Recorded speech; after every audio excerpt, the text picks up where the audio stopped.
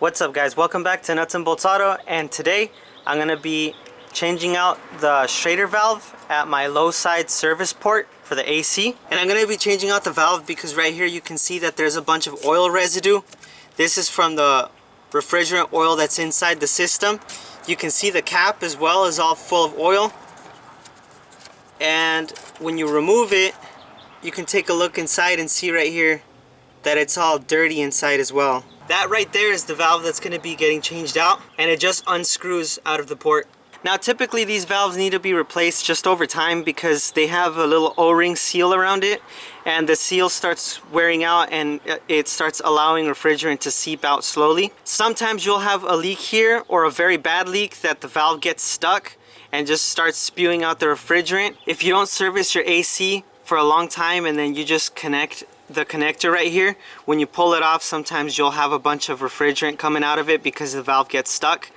In that case, you'll have to recover all of the refrigerant from the system before changing it out, and then you just unscrew it and then put in the new one, then vacuum and recharge. But today I'm going to be using a tool that allows you to replace this valve without vacuuming and having to recharge the system. This right here is the tool that I'm going to be using.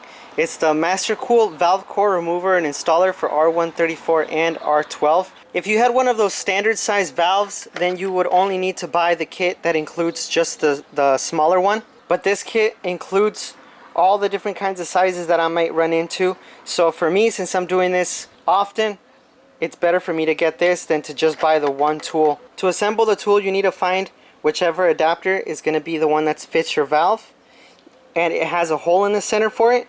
So you want to put the valve inside there, and then it needs to be able to pop inside and grasp it firmly for you to be able to turn it. Now that I've got my choice of adapter, then I install it right here onto the valve and snug it up, and then you need to choose which side port you're going to be using. So in my case, I'm going to be going into the low side, and you can see that the adapter comes out the front. Now to use this tool, it's not going to be able to just go ahead and snap into place as is. So this is a lock.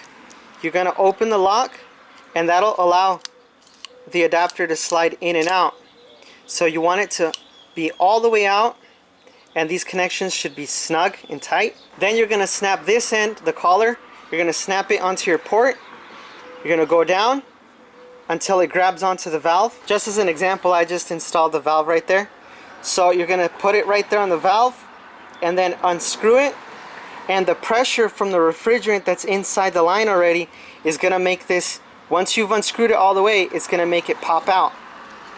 Right there, as you can see, the valve is all the way inside and it can make it through without any problem. Once the refrigerant pressure pushes the adapter all the way back and it's not in the middle, it needs to make it past this valve, then you close the valve, and then from this point on, your refrigerant is sealed inside there and can't escape. Once you've got it out there, then you can unscrew the tool from the valve here, and then you pull your valve core out and then replace it with the new one. Stick it back into the tool and snug it up. After you've got that snug, then you can go ahead and open the valve on the tool again, and now the passage is going to be free.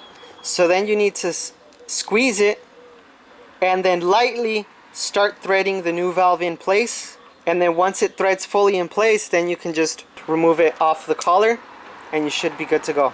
Now I'm going to pull the collar back and attach it to the service port and give it a tug to make sure it's not going to fall off. And now that it's installed on there, I can open the valve and push the shaft down and make sure that it seats into the valve as it did right there. I can lock it because as soon as you release the valve, it's going to want to shoot back. So I pulled this down onto the bottom part so it locks it in place, and then I loosen the valve. I think right there it should be loose.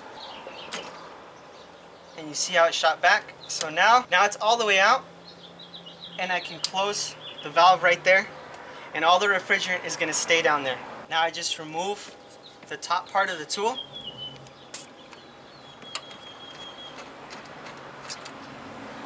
And here's my old valve. As far as looking at the valve and how it can go wrong or how it can start messing up and leaking over time, This is the O-ring seal that I was talking about, and that O-ring seats against the service port, and it's gonna start leaking over through the threads. Or when you put your connector right here, it pushes against the valve and it opens, and this one here has a little rubber seal over it. That is supposed to mate with this other side right here, and if the rubber starts going out, well, it's gonna start leaking. So now I'm ready to put the valve back in there. So you want to take a look at the hole right there, stick the new valve in there and push it in until it seats. That way it doesn't fall off. And whenever you're installing any refrigerant O-ring, you want to make sure to put a little bit of refrigerant oil on the seal. Put it up there and then screw down the shaft onto the valve. Once you've got that snug, then you can open up the valve and push against the pressure. And you want to back off this nut all the way, the one on top. This is so you can push down all the way and start screwing in the new valve.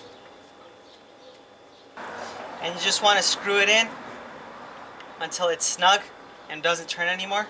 Then you can pull the shaft back out and release the pressure, because there'll be some leftover pressure from a little bit of refrigerant that came out.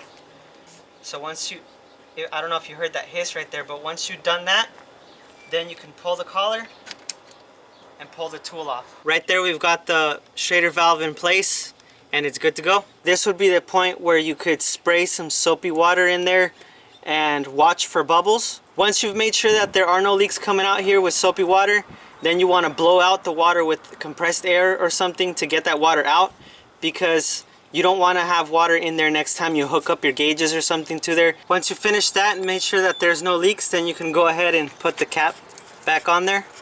Now over there you saw me replace the valve on my F150, but the same goes here for any vehicle really.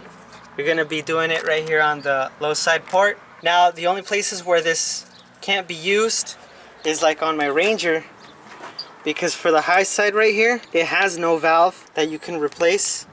This is like a rubber stop right there, and if that goes bad, then you need to replace the whole part. But as long as you can look in there and see a valve there, then you can use this tool to replace it. So there you go guys, I hope this video was useful to you. Remember to like, comment, share, subscribe, and all those other goodies. Thank you.